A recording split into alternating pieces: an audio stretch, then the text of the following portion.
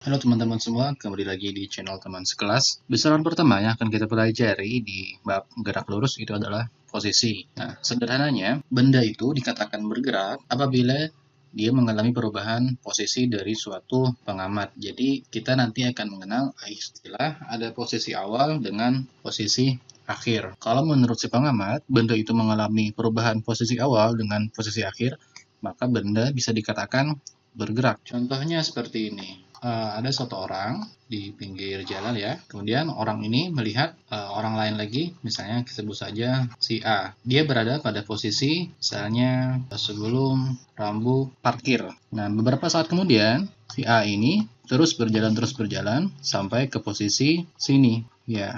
Nah, maka menurut pengamat si B, si A telah bergerak sejauh X meter misalnya. Si A mengalami perubahan posisi, ya. Ada posisi awal dan ada posisi akhir. Maka menurut pengamat si B, si A ini telah berpindah posisi. Posisi menyatakan lokasi benda dalam sumbu koordinat. Kita akan mengenal ada 3 sumbu koordinat, ada koordinat 1 dimensi, kemudian 2 dimensi, dan 3 dimensi. Untuk 1 dimensi, koordinatnya itu bisa mendatar saja atau vertikal saja seperti ini. Nah, misalnya di sini adalah titik 0 ya. Kalau bendanya bergerak ke kanan, maka bisa dikatakan benda bergerak ke arah sumbu X positif. Dan kalau bergerak ke kiri, benda dikatakan bergerak ke arah sumbu X negatif. Atau misalnya dia hanya bergerak vertikal saja, ke atas atau ke bawah. Kalau ke atas, benda dikatakan bergerak ke arah sumbu Y positif, dan ke bawah ke arah sumbu Y negatif. Kalau keduanya ini digabung,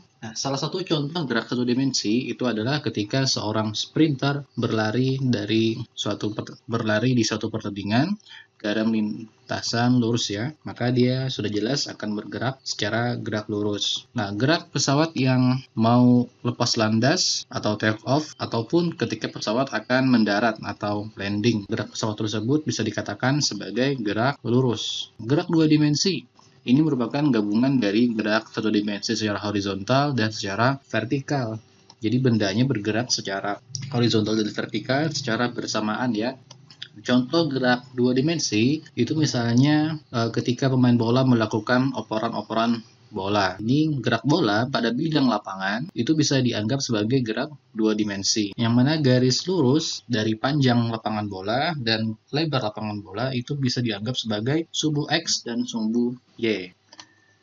Contoh lain lagi dari gerak dua dimensi itu adalah gerak kapal di perairan ya. Itu bisa dianggap sebagai gerak dua dimensi. Gerak suatu bola yang melengkung juga bisa dianggap sebagai gerak dua dimensi. Contohnya gerak parabola. Sekarang gerak tiga dimensi. Kalau kita sudah mengenal sumbu X dan sumbu Y, sekarang untuk tiga dimensi itu ada yang namanya sumbu Z. Untuk koordinatnya seperti ini ya.